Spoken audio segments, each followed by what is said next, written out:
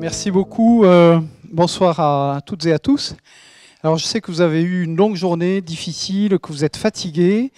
Donc, je vais commencer par une petite question, en fait. Une question assez simple.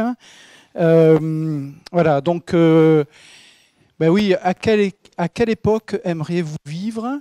Plutôt dans le passé, alors on va pour fixer les idées depuis la Seconde Guerre mondiale jusqu'aux années 2030, ça fait 80 ans d'espérance de vie, on est à peu près, bon voilà. Ou bien un siècle plus tard. Donc ceux qui sont pour la... Vous avez bien entendu, donc c'est bon, vous êtes avec moi ? Ouais ? Ok. Jusque-là, ça va. Donc ceux qui sont plutôt pour la première option, donc levez le doigt. Donc plutôt dans le passé, en fait. Et ceux qui... Ouais, continuez, vous pouvez y aller, hein, c'est bon ? Donc, première option. Donc, alors, la question, c'est à quelle époque aimeriez-vous vivre ? Donc il y a deux possibilités et deux seulement. Il y en a une qui est dans le passé, mais c'est pas n'importe quel passé. Donc voilà, c'est pas au temps des dinosaures, ça c'est pas une option. Donc c'est depuis la Seconde Guerre mondiale jusqu'en 2030, ça fait une période de 80 ans, ou bien, disons, un siècle plus tard, dans l'avenir. Donc l'option 1 c'est dans le passé, l'option 2 c'est dans l'avenir. Donc qui est pour l'option 1 ? OK. Et qui est pour l'option 2 ? OK. Donc, monsieur a compté. On est à combien à peu près dans les deux camps ? Non, c'est... Donc, en fait, moi, j'ai fait une évaluation rapide. C'est plutôt... En fait, c'est assez équilibré, hein, mais c'est plutôt pour l'option 1. En fait, ce à quoi moi je m'attends en faisant ça, c'est qu'on est massivement tourné vers le passé. On est massivement tourné par le passé. Et ça, je pense que certains d'entre vous sont historiens. Ça illustre en fait un résultat assez important des historiens. En fait, c'est concernant en fait les travaux sur les régimes d'historicité, donc les travaux de Reinhard Koselleck, les travaux de François Hartog ou Jérôme Bachet, en fait, qui travaillent sur une question très intéressante pour les historiens, c'est le rapport à l'histoire, le rapport au temps des différentes sociétés. Et l'idée, c'est que les différentes sociétés ont un rapport au temps qui peut être différent. Et la thèse plus précise de François Hartog consiste à dire que jusqu'aux années 70-80, on était plutôt dans un régime qu'il qualifie de moderniste, c'est-à-dire marqué par l'idée de progrès. Et donc ce sera mieux demain, hein, c'est ça l'idée. Donc il y a une idée d'amélioration continue qui suit la flèche du temps, si je puis dire. Et la thèse de Hartog, c'est que depuis les années 70-80, en fait, il y a un changement de régime d'historicité. Le futur devient source d'incertitude, source de menaces. Et donc, on a un régime qui est de plus en plus, comme le caractérise Hartog, présentiste. Et donc, le présent devient en fait l'époque qui est centrale. C'est marqué par en fait des phénomènes d'accélération hein, sur lesquels Hartmut Rosa a fait son très bel ouvrage. C'est marqué aussi par la nouveauté pour la nouveauté, donc la fascination pour la nouveauté, donc les effets de mode, etc. Donc ces phénomènes qui font que le présent se densifie et vient d'une certaine façon compenser un futur qui devient de plus en plus incertain. Évidemment, tout ça n'est pas sans nous rappeler le fait qu'aujourd'hui, et on l'a vu, ça a été très discuté dans les dernières élections européennes, en fait, il y a une thématique catastrophiste, la thématique de la collapsologie qui est extrêmement importante et qui est portée par de nombreux acteurs, notamment, et ça c'est assez nouveau, notamment par des scientifiques. Hein. Vous prenez Jean Jouzel, qui était interrogé récemment par le Monde. Et Jean Jouzel dit ce n'est pas un effondrement, nous sommes en train de griller à petit feu. Hein, comme la grenouille du film de Al Gore. Mais bon, voilà, donc on est dans une époque où le futur est menacé, le futur est fragile, et donc le futur est plutôt source d'inquiétude. Alors, évidemment, et je pense que ça nécessite réflexion, évidemment, parce que si on n'a plus d'horizon d'attente dans les sociétés, en fait, et je me réfère là aux travaux au très beau bouquin d'un philosophe espagnol qui s'appelle Daniel Innerarity, en fait, il n'y a plus de possibilité pratiquement de politique, plus de possibilité de démocratie, parce qu'en fait, une société peut fonctionner de façon démocratique quand elle peut se projeter dans l'avenir. S'il n'y a plus d'avenir pour la société, c'est extrêmement problématique. Donc on a là quelque chose qui est extrêmement inquiétant.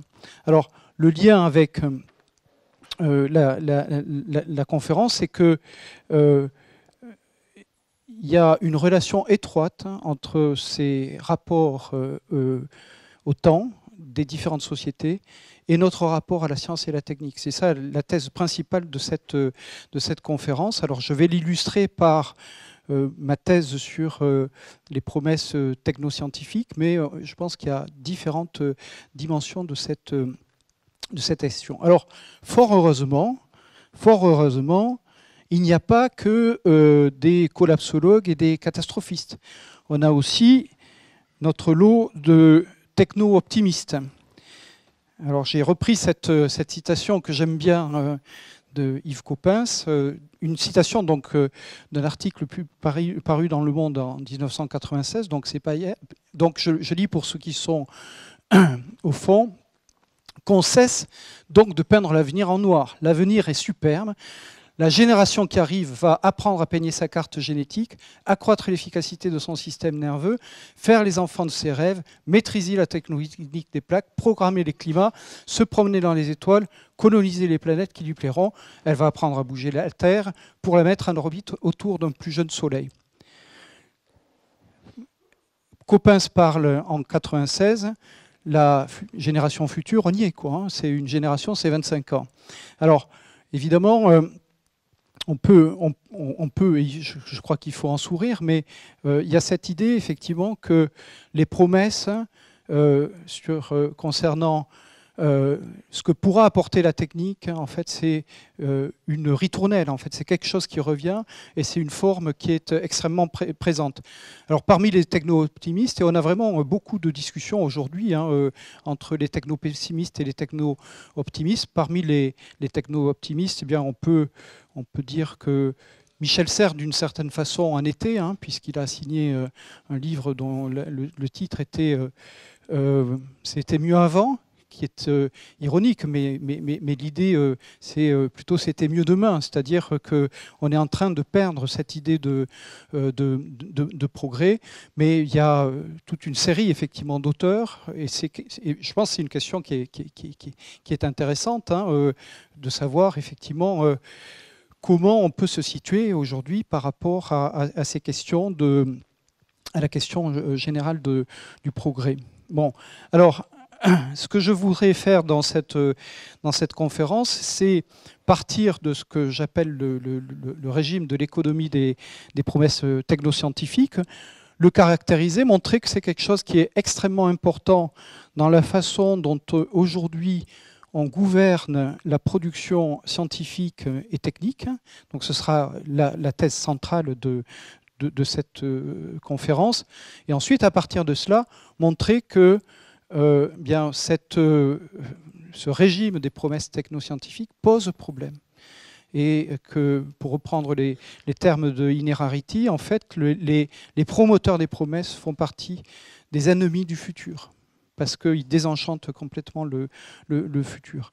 Et donc, à partir de là, j'essaierai quand même de finir sur une note positive, parce que il faut bien se donner, et je crois que c'est vraiment important, hein, c'est pas du tout, je suis très sérieux quand je dis ça, il faut vraiment se donner des raisons d'espérer, il faut vraiment réenchanter le futur. Je crois que c'est vraiment quelque chose qui est extrêmement important. Bon, donc l'économie des promesses technoscientifiques, c'est quoi? En fait, il y a différentes, en fait, les rapports au temps sont beaucoup étudié en sciences sociales. Il y a dans le domaine, alors moi je suis dans le domaine de l'étude des sciences et des techniques, qui est un domaine interdisciplinaire où on a des collègues qui sont sociologues, anthropologues, historiens, politistes, et j'en passe. Dans notre domaine, en fait, on a eu et on a encore en fait toute une thématique de recherche autour de la sociologie de la construction des futurs ou de la sociologie des anticipations technologiques. Comment se forment les anticipations technologiques? Quels sont les dispositifs, les ressources qui sont mobilisées en fait pour se projeter dans le futur? Les utopies, les dystopies, mais aussi les imaginaires sociotechniques. Les visions, souvent les visions avant-gardistes. Et moi, dans ce courant, je travaille plus spécifiquement sur les promesses. Je suis intéressé par les promesses parce que dans la promesse, il y a un caractère relationnel. Il y a celui qui formule la promesse et puis il y a ceux qui sont les cibles de la promesse. Et donc, on a une relation qui s'instaure. Comme quand Coppens effectivement nous dit voilà, les générations futures vont bénéficier de ceci ou de cela. Alors les promesses en fait ça a une fonction. Là je vais être un peu fonctionnaliste, hein, donc ça sert à quelque chose. C'est pas là pour rien. Les promesses technoscientifiques en fait ça joue un rôle important dans le domaine de la recherche et de l'innovation. Pourquoi? Parce que le domaine de la recherche et de l'innovation, c'est un domaine qui est marqué par une incertitude très forte et par une très grande complexité. Et dans des domaines où l'incertitude, marqué par l'incertitude, la complexité et l'ambiguïté, ben en fait, on a besoin de différents dispositifs pour se mettre d'accord, se fixer des objectifs communs, etc. L'historien et philosophe des sciences Thomas Kuhn, en fait, dans son idée de paradigme scientifique, utilise en fait cette idée. Hein, le paradigme, c'est la conviction en fait que en travaillant sur certains sujets, en travaillant sur certaines questions, on va vraiment faire avancer la connaissance. Donc le paradigme contient en soi une promesse. Les promesses donc sont essentielles pour la création technologique parce qu'elles permettent aux acteurs concernés de se coordonner, mais également parce que, en fait, elles permettent de créer des espaces de légitimation pour la recherche et pour l'innovation. Pensez que, voilà, dans notre pays, on investit 2,4% du PIB dans la recherche. Ce n'est pas complètement évident, en fait, qu'une économie, une nation consente à mettre autant d'argent, même si on peut trouver que c'est trop peu, puisqu'il y a un objectif de 3% du PIB dans la recherche, mais mettre autant d'argent dans la... Voilà, aujourd'hui... on sait qu'il faut trouver l'argent où il se trouve et parfois on a bien envie de le prendre aux universités, aux organismes de recherche parce qu'on se dit ben, en fait à court terme c'est pas très grave. Donc il y a vraiment cette idée que les promesses jouent un rôle très fort de légitimation et de mobilisation de ressources. Si vous prenez en fait les discours actuels de la DG, la Direction Générale de la Recherche à la Commission Européenne, en fait, c'est vraiment ça. Si on n'investit pas dans la recherche et dans l'innovation, on n'arrivera pas à régler les grands défis auxquels nous sommes confrontés. Pour régler le changement climatique, il faut investir dans la recherche. Pour régler les questions de vieillissement des sociétés, il faut investir dans la recherche. Donc la recherche et l'innovation sont considérés comme les moyens de résoudre les problèmes. Et donc, il y a cette idée du caractère de nécessité absolue dans la recherche. Alors, les recherches, en fait, les promesses fonctionnent comme des dispositifs rhétoriques, hein, par conséquence de ce que je viens de dire plus précédemment. Et donc, ça sert à emporter la conviction, effectivement, de différentes audiences, des différentes audiences concernées. Donc, il y a cette contrainte de légitimité que j'ai déjà mentionnée. Et alors, je sais pas, là, on ne peut pas lire au fond, donc je vais le lire pour vous. C'est juste un exemple. Hein, donc, dans le domaine des nanotechnologies, et c'est une citation alors qui avait été, c'était dans un discours du sous-secrétaire au commerce des États-Unis devant une compagnie de réassurance en 2004. Donc je me permets de lire « Compte tenu de l'extraordinaire potentiel économique et social des nanotechnologies, il serait contraire à l'éthique de tenter d'arrêter les progrès scientifiques et technologiques dans le domaine des nanos. La nanotechnologie offre la possibilité d'améliorer le niveau de vie, les soins de santé et la nutrition des populations, de réduire, voire d'éliminer la population grâce à des technologies de production propres, de réparer les dommages environnementaux existants, de nourrir les affamés, de permettre aux aveugles de voir et aux sourds d'entendre, de supprimer les maladies et de protéger contre les bactéries et les virus nuisibles, et même de prolonger la durée et la qualité de vie par la réparation et le remplacement des organes en panne. Compte tenu de ce fantastique potentiel, comment notre tentative d'exploiter le pouvoir de la nanotechnologie le plus tôt possible, évidemment pour soulager tant de maux terrestres, comment peut-elle être autre chose que éthique? Inversement, comment un choix d'arrêter de fumer peut-il être autre chose que contraire à l'éthique? Alors, je ne sais pas que fait cette dernière phrase, si j'ai eu un problème dans le traduction, mais bon, peu importe. En tout cas, ce qui est intéressant, et ce n'est qu'une illustration, en fait, il y a cette idée de légitimité, mais également d'impératif moral, d'investir dans la science et dans la technique. Donc, on va assez loin, effectivement, dans les discours de légitimation. Alors, l'autre contrainte à laquelle la promesse est soumise, donc contrainte de légitimité, mais il y a une contrainte de crédibilité, ce qui est assez différent. La crédibilité, c'est qu'est-ce qui fait que je crois que cette promesse est vraie. Et donc, il y a beaucoup de travaux sur la question de la crédibilité, hein, notamment dans le domaine STS, les travaux de Stephen Shepin sur la question de la crédibilité des connaissances scientifiques. Et donc, on sait que, en fait, ce qui fait que une connaissance scientifique est crédible, hein, pas simplement une promesse, ça dépend du rôle, du crédit des promoteurs. On croit d'autant plus des gens qui ont déjà annoncé des choses qui étaient exactes. Aussi des réseaux interpersonnels, mais également ça peut être d'une matérialité en fait de ce qui est annoncé, donc des preuves de concept, etc.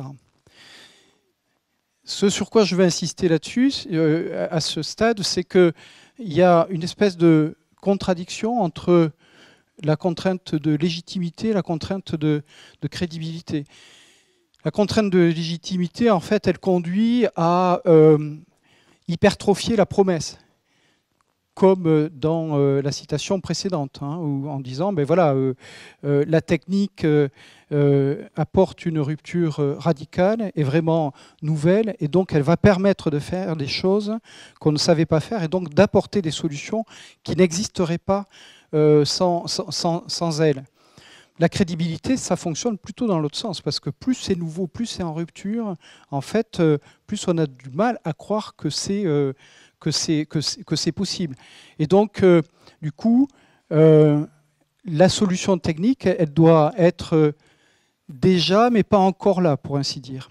Hein, donc, il y a une contradiction et donc, entre cette nouveauté radicale et la crédibilité. noter par parenthèse que, en fait, dans certains appels d'offres, notamment je pense aux appels d'offres du Conseil européen de la recherche, on a des choses comme ça. Quand on est évaluateur, on vous demande si les projets sont à haut risque et à haut gain. Et donc c'est l'association entre quelque chose qui est très risqué mais qui peut rapporter beaucoup, pour le dire comme ça, qui est essentiel. Et évidemment, dans l'évaluation, on va s'appuyer sur les preuves antérieures de la capacité du candidat à dépasser l'état de l'art. Bon, donc je crois qu'on en a assez sur cette compréhension de l'économie des promesses technoscientifiques. On pourrait prendre différents exemples. Là, je prends un exemple rapide concernant ce qu'on appelle la révolution des techniques d'édition du génome, notamment autour de la technologie dite CRISPR-Cas9 ou CRISPR-Cas9. J'ai compris que vous n'êtes pas biologiste. Donc, deux mots d'explication. Bon, vous savez que depuis les années 70, 73 exactement, on maîtrise effectivement des techniques d'insertion des gènes et donc les techniques de ce qu'on appelle les techniques de l'ADN recombinant. Mais jusqu'à une période assez récente, en fait, les transformations génétiques, on savait la séquence qu'on introduit. On introduit un gène qui est bien caractérisé, mais cette introduction, elle se fait au hasard dans le génome. Et donc, c'est quelque chose qui pose beaucoup de problèmes parce qu'on peut insérer le gène sur un gène qui était vraiment très important. Dans ce cas-là, le gène qui est le terrain fonctionne plus, ce qui peut être vraiment très embêtant. Il peut y avoir différentes copies du gène, ce qui fait que l'expression du gène va être instable. Et si on veut en fait jouer sur des caractères complexes, il faut introduire plusieurs gènes à des endroits très précis sur le génome. Et ça, évidemment, si l'introduction est aléatoire, c'est pire que jouer au loto, quoi. On n'y arrive pas. Donc depuis les années 2000, il y a beaucoup de travaux sur ce qu'on appelle la recombinaison homologue, donc pour maîtriser de façon très les sites, les lieux où le gène va être introduit. Okay, et, bon, il y a toute une série de techniques, donc c'est les techniques on appelle ça dirigée. Donc des techniques, les doigts de zinc, TAN, etc. Il y a une invention récente en fait qui date de 2012-2013, qui est donc cette technique qui s'appelle CRISPR. Et en fait, elle fait de la mutagénèse directe. Donc c'est pas nouveau en soi, simplement technique.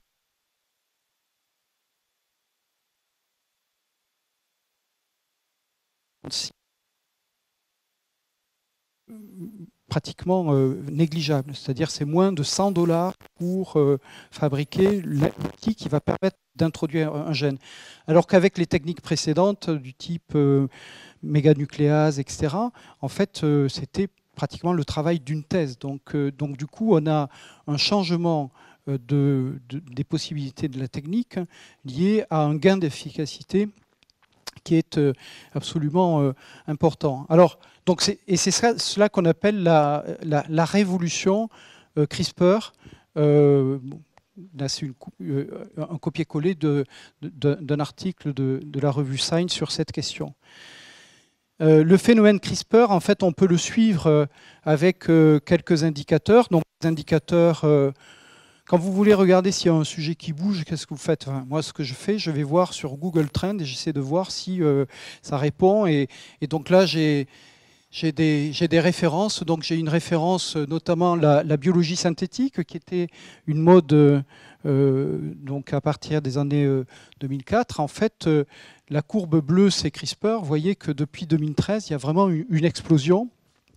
Et il y a vraiment un changement d'échelle par rapport à la biologie synthétique, qui était déjà un phénomène assez important. C'est aussi un phénomène du point de vue en fait, des publications scientifiques, avec une croissance exponentielle hein, des publications concernant CRISPR, parce que c'est une technique maintenant qui est une technique utilisée dans tous les labos qui font de la biologie ou de la biologie moléculaire. Et avec cette technique, effectivement, on a beaucoup de promesses concernant les nouvelles plantes, les nouveaux animaux, les possibilités également de réparation pour l'être humain. Vous avez vu sûrement dans la presse qu'il y a eu la première modification d'un embryon par une équipe chinoise, et c'est en utilisant la technique CRISPR. Donc il y a beaucoup de promesses et beaucoup de buzz autour de cela. Alors, ce qui me semble intéressant, et c'est très lié à mon idée des promesses technoscientifiques, c'est qu'il y a une fabrication d'une certaine des personas, enfin des façons d'être hein, dans la science, hein, et donc la création de moi ce que je qualifie des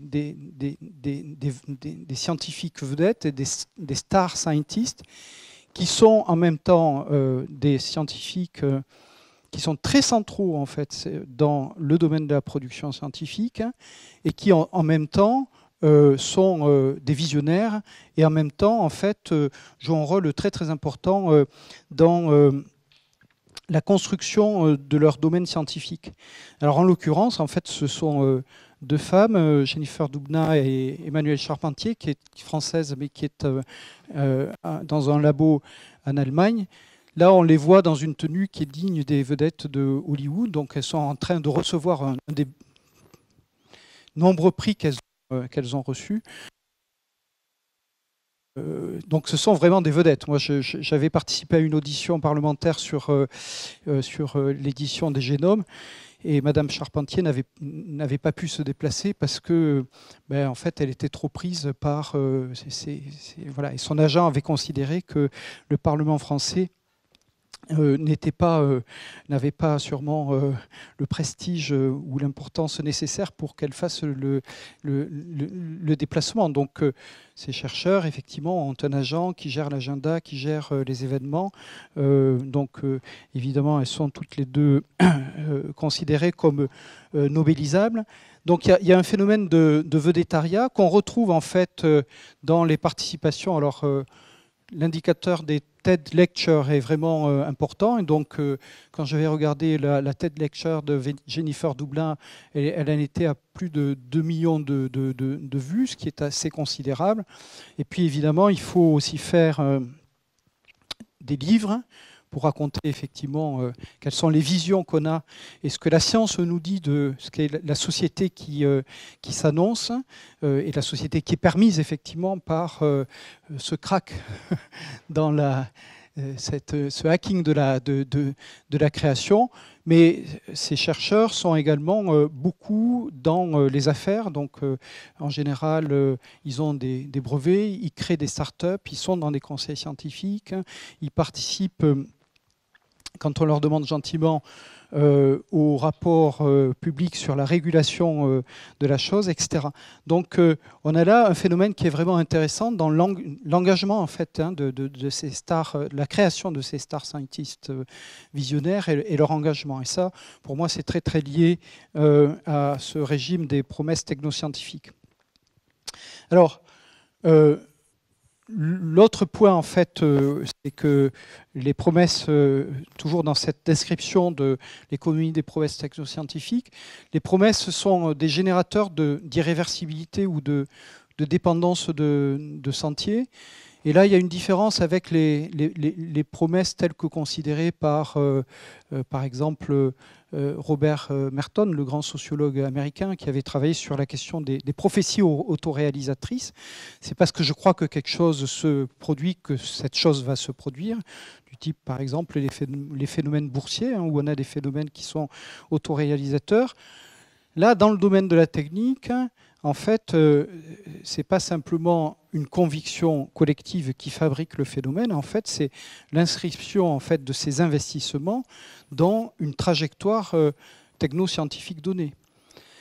Et si on considère quelque chose qui est acquis maintenant dans le domaine de l'économie du changement technique, à savoir que en fait, on a des phénomènes d'irréversibilité qui sont forts dans l'investissement dans la technique, parce que la technique en fait a une propriété qu'on qualifie techniquement de rendement croissant d'adoption, c'est-à-dire que je vais avoir d'autant plus d'avantages à investir dans une voie que j'ai déjà investi dans cette voie, parce qu'on a des effets de système, on a des externalités de réseau positives, on a des complémentarités, et donc du coup, on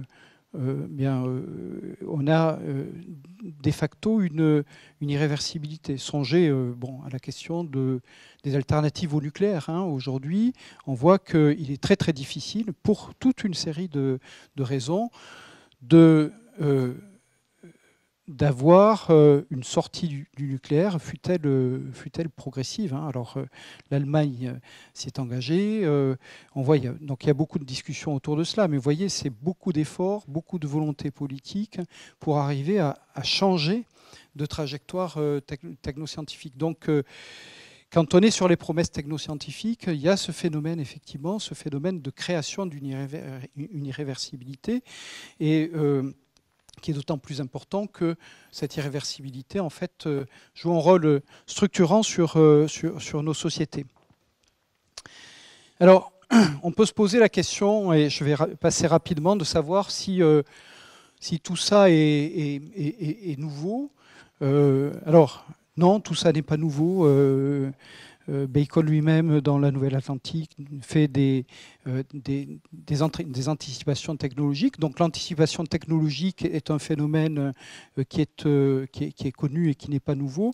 Je pense que ce qui est nouveau aujourd'hui, c'est qu'on peut dire que dès lors qu'on n'est plus dans, je le dis vite, mais dans un régime où on a un État colbertiste qui...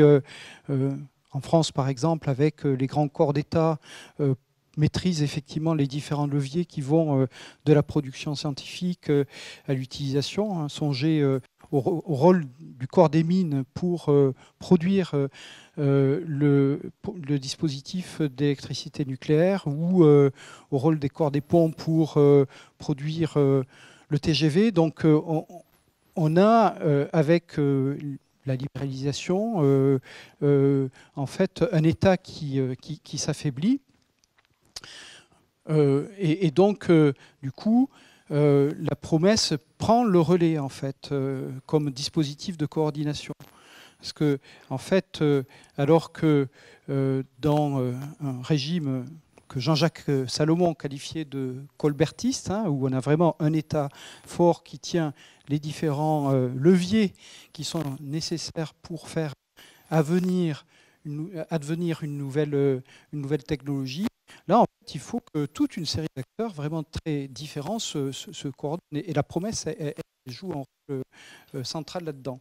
Donc du coup, évidemment, je pense qu'il y a un lien très fort entre la promesse et la montée de régimes néolibéraux.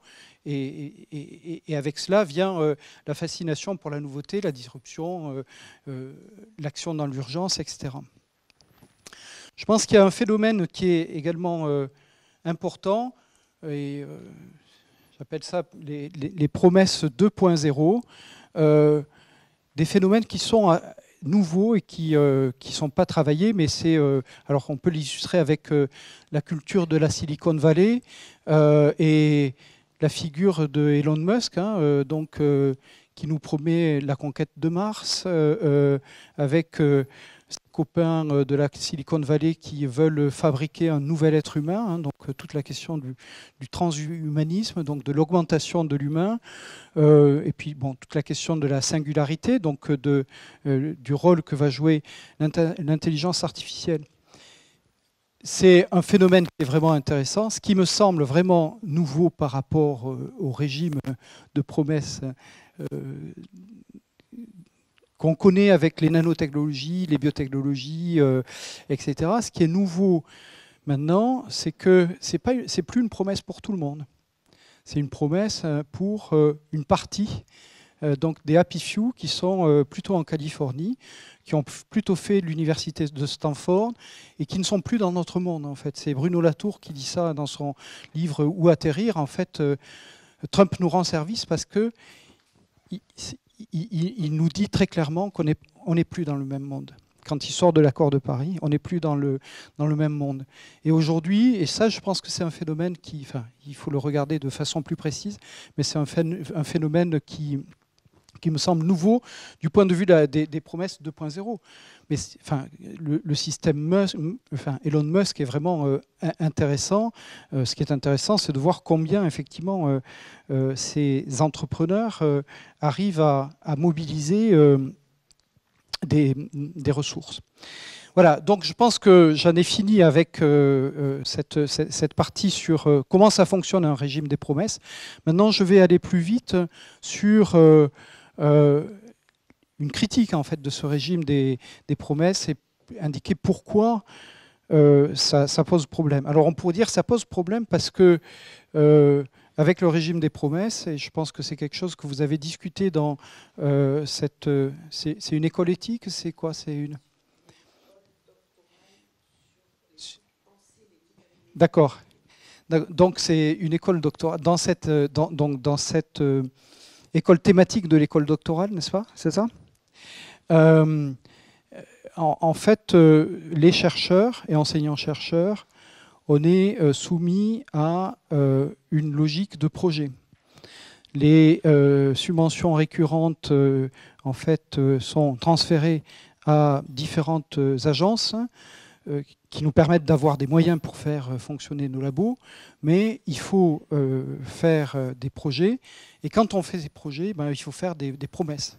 Parce qu'il faut dire, voilà, si on travaille là-dessus, ben, ça va permettre de régler tel et tel problème. Ça va permettre, effectivement, ça va avoir un tel impact. Donc du coup, il y a évidemment toute une série de conséquences pour les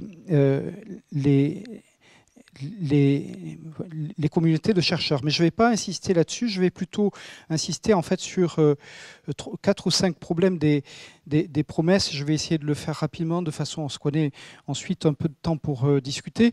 Donc, premièrement, en fait, quand on est dans un régime de promesses, je l'ai évoqué au début, en fait, on a une relation entre ceux qui font les promesses et ceux qui en sont les destinataires.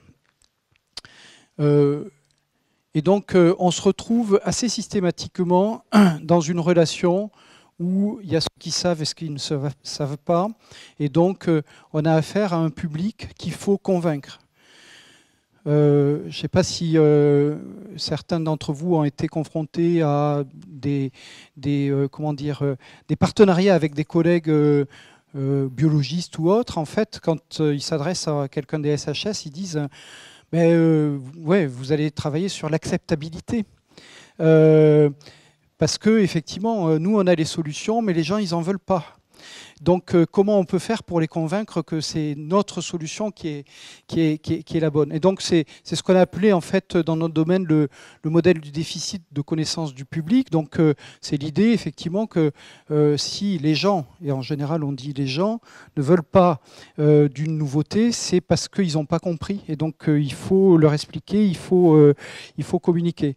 Donc là, c'est une illustration, en fait, de 98 à propos des OGM, et vous voyez, c'est genré, enfin c'est tout comme il faut, quoi, avec la symbolique aussi de l'autorité de la science, c'est-à-dire les formules mathématiques, alors qu'il n'y a pas plus nul en maths qu'un biologiste moléculaire. Mais bon, c'est comme ça. Et puis la ménagère médusée, donc ça c'est très bien. Mais en fait, une doctorante avait retrouvé ce...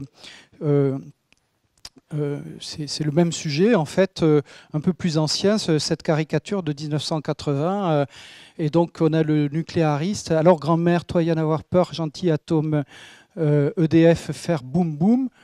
Vous faites sans doute allusion au risque de rupture de cuve d'un réacteur nucléaire, ainsi qu'aux conséquences prévisibles de la pollution thermique, chimique et radioactive sur l'équilibre écologique marin, si j'ai bien saisi le sens de votre question. Voilà. Donc, du coup, cette relation avec les publics, elle est éminemment problématique, bien évidemment.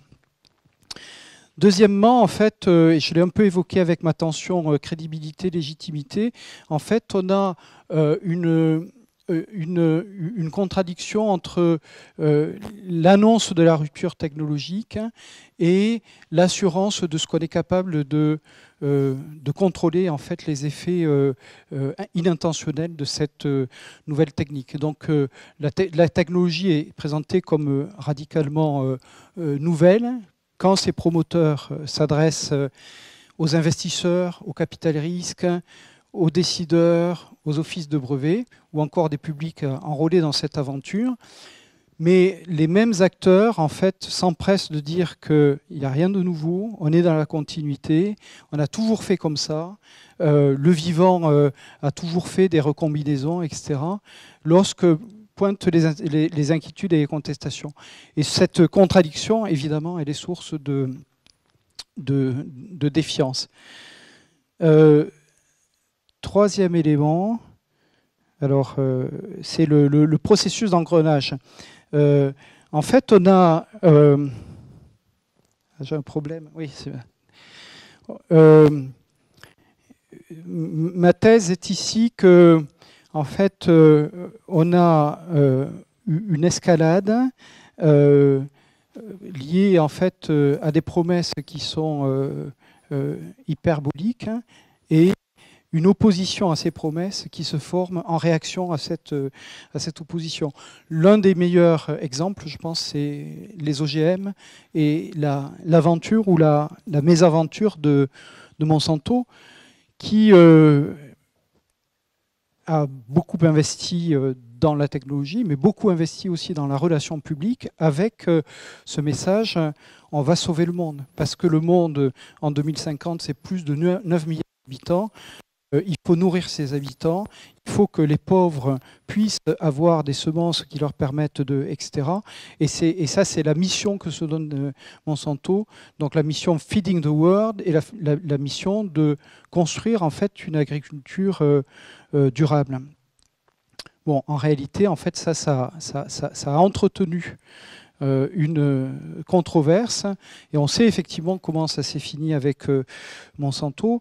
D'ailleurs, quand on dit comment ça s'est fini, c'est pas complètement fini parce qu'aujourd'hui, il y a effectivement tous les procès et toutes les polémiques qui tournent autour de Monsanto. Moi, c'est quelque chose que j'ai vu assez systématiquement. Je l'ai vu pour les OGM, je l'ai vu pour les nanotechnologies, je l'ai vu pour la biologie de synthèse. Donc, les promesses, en fait, nourrissent l'opposition radicale à la nouvelle technologie. Quatrième élément, en fait, les promesses en fait, provoquent des emballements. Et donc, on a des espèces de bulles spéculatives qui se forment.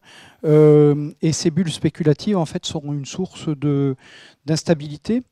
Donc ça a été thématisé par le groupe Gartner, qui est un groupe qui est spécialisé sur les nouvelles technologies. Et donc, ils ont mis ça sous forme de courbes, sinon d'équations, avec donc les anticipations en ordonnée.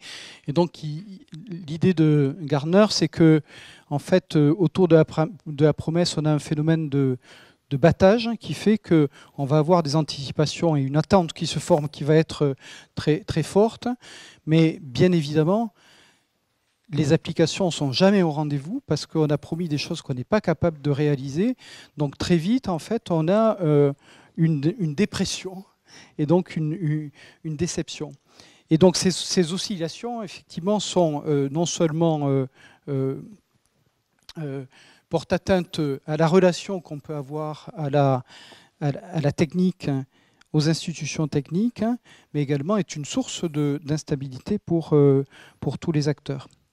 Et puis le dernier point, qui me semble aussi très important, c'est que avec les promesses, en fait, on a un mythe de ce que les anglo-saxons appellent le technology fix, c'est-à-dire le solutionnisme, c'est-à-dire le fait que nos problèmes sont solubles dans la technique.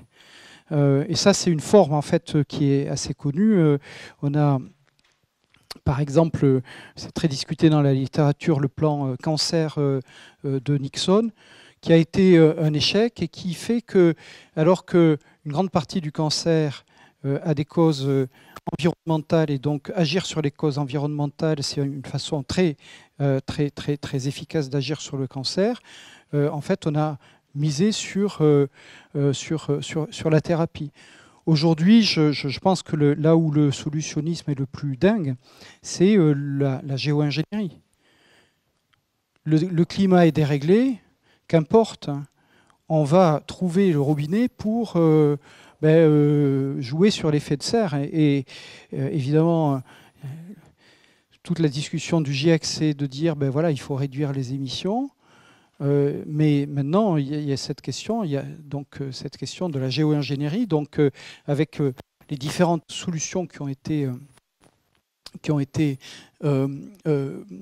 imaginées et qui sont discutées. Il y a des chercheurs qui travaillent dessus, il y a des expérimentations, donc envoyer des aérosols dans la stratosphère, mettre des espèces de panneaux géants de façon à réfléchir les rayons solaires, essayer d'avoir de la fertilisation dans les océans qui permet d'avoir une fixation de carbone dans différents organismes vivants. Bon, voilà, il y a différentes techniques qui sont imaginées, sachant que l'idée, c'est que c'est quand même plus facile de faire ça que de réduire nos émissions. Et si vous regardez l'évolution en fait du GIEC, le GIEC maintenant raisonne beaucoup sur ce qu'on appelle les émissions négatives. Alors dans les émissions négatives, en fait, c'est pas le management des radiations solaires encore, c'est plutôt en fait le rôle de l'agriculture, de tous les puits de carbone. Mais moi, je suis persuadé que dans quelques années, effectivement, les différentes façons qu'on va avoir pour gérer les radiations solaires seront dans les discussions des experts et des politiques. Donc le solutionnisme, qu'est-ce que ça permet? En fait, ça permet de tout changer pour que rien ne change. C'est-à-dire ne pas, comme le disait Bush, ne pas toucher au mode de vie des Américains. Et ça permet vraiment de ne pas se poser des questions sur ce que sont nos modes de vie, en quoi nos modes de vie sont responsables effectivement d'une série de problèmes. Et avec cette idée, effectivement, que il faut innover ou mourir, donc il faut y aller, il n'y a pas vraiment d'alternative. Voilà, donc beaucoup de raisons en fait aujourd'hui d'être critique vis-à-vis de ce régime des promesses technoscientifiques. Alors par rapport à ça, moi je pense qu'il y a quand même pas mal de raisons d'espérer, pas mal de travail à faire, et en tant que chercheur, en tant qu'acteur dans notre société, je voudrais donner quelques pistes en guise de conclusion, parce que j'ai déjà largement abusé de votre temps. Donc, je crois qu'il y a une question qui est finalement un premier enjeu qui consiste à réviser en fait notre vision de l'innovation et du rapport entre science et société. J'ai bien indiqué que le régime des promesses instaure en fait une séparation nette entre ceux qui font la technologie et ceux qui doivent l'adopter. Aujourd'hui, en fait, il y a toute une réflexion, et notamment dans le domaine des études d'innovation, sur la question de l'élargissement de l'innovation ou de la démocratisation de l'innovation. Notamment Eric von Nippel, qui est prof de management de l'innovation au MIT, a beaucoup travaillé là-dessus. Alors on le voit dans toutes les communautés de pratique ou les communautés de spécialistes. En fait, aujourd'hui, on a de nombreux phénomènes d'innovation qui sont distribués. Donc les utilisateurs sont en même temps un peu des innovateurs, et il n'y a pas une séparation nette entre ceux qui produisent l'innovation et ceux qui la consomment. Et donc ça conduit, et je pense que c'est quelque chose qui est absolument essentiel, à complètement élargir notre conception de l'innovation. Le deuxième élément sur lequel je voudrais insister, en fait, c'est qu'il faut d'une certaine façon passer de la culture de la promesse à la culture de l'impact. Mais pas à la promesse de l'impact, vraiment à la culture de l'impact. Et je crois que c'est un enjeu très fort pour les organisations de recherche et l'enseignement supérieur, de se préoccuper de la façon dont on répond aux problèmes de société. Et pas de se dire, pas de rester dans notre tour d'ivoire en disant mais en fait on produit de la connaissance et ça va ruisseler sur la société et ça va en fait résoudre les problèmes parce que effectivement c'est toujours comme ça que ça s'est passé. Ça ne s'est pas toujours passé comme ça et on est sûr que ça ne se passe plus comme ça si ça s'est passé comme ça. Donc il faut vraiment dans notre travail à différents niveaux, à différentes échelles, qu'on prenne en compte sérieusement en fait, cette question de quels sont les effets de transformation de notre travail. Donc il y a beaucoup de réflexions là-dessus, notamment des réflexions dans les différentes institutions. Hein. Moi, donc je suis directeur de recherche à l'INRA et j'ai un gros programme sur cette question de l'impact. Mais aujourd'hui, il y a toute une réflexion dans les universités, alors plutôt anglo-saxonnes, sur l'université civique, la nouvelle université comme Arizona State University, où en fait Michael Crow, le président, dit en fait mon sujet c'est pas de me battre contre Harvard, d'être dans le classement de Shanghai. En fait, mon sujet c'est d'être à la fois bon sur l'excellence, mais bon aussi sur l'inclusion, ce qui est évidemment un enjeu fort aux États-Unis, et aussi bon sur l'impact, sur la capacité effectivement à résoudre les problèmes. Et l'université est vraiment organisée autour de cela, autour effectivement de son service à la société. Et avec cette idée que ce n'est pas naturel. En fait, il faut vraiment le prendre en charge et il faut vraiment le prendre au sérieux dans l'allocation de ressources, mais y compris dans ne fût-ce que l'évaluation en fait, des chercheurs et des enseignants-chercheurs. Hein. La contribution à l'impact, à des effets transformatifs, à la limite, si vous faites du brevet et si vous avez une start-up derrière, ça peut être, dans certains cas, considéré. Mais si vous travaillez avec le tiers secteur scientifique, c'est pas génial. Voilà, donc du coup, il y a beaucoup de choses à faire là-dessus, sur la responsabilité et sur notre rôle dans des transformations nécessaires. Et puis, pour finir, en fait, je crois qu'il faut développer ce que Sheila Jasanoff appelle des technologies de l'humilité. Très souvent, et ça on l'a vu en fait dans les grandes controverses que j'ai indiquées, ben les scientifiques sont considérés comme ayant une attitude arrogante.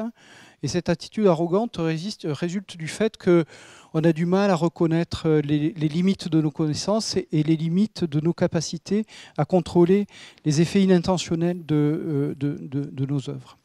Et donc ça, c'est vraiment important, effectivement, d'être modeste par rapport à cela. Et je pense que de ce point de vue, le principe de précaution tel qu'il est inscrit dans la loi et dont je suis un fervent défenseur, parce que c'est un principe d'action et c'est un principe qui permet effectivement de traiter correctement ces problèmes, me semble tout à fait salutaire. Il faut gouverner l'innovation pour relever les grands défis sociétaux. Et ça ne doit pas être simplement un discours, mais ça doit être vraiment une réalité. Et aujourd'hui, il y a beaucoup de réflexions autour de ça.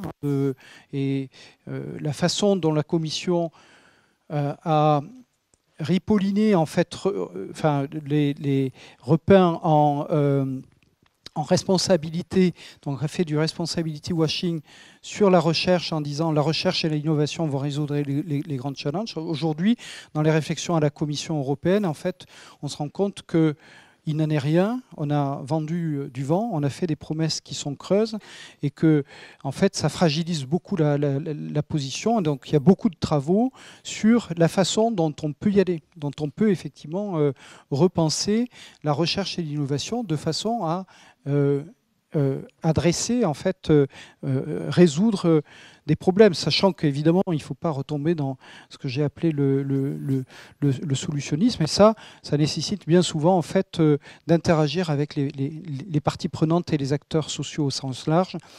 Et puis, bon, il faut ensuite adopter des démarches qui sont qui sont plutôt expérimentales et démonstratives, hein, mais qui permettent d'avancer prudemment, mais il faut avancer. Voilà.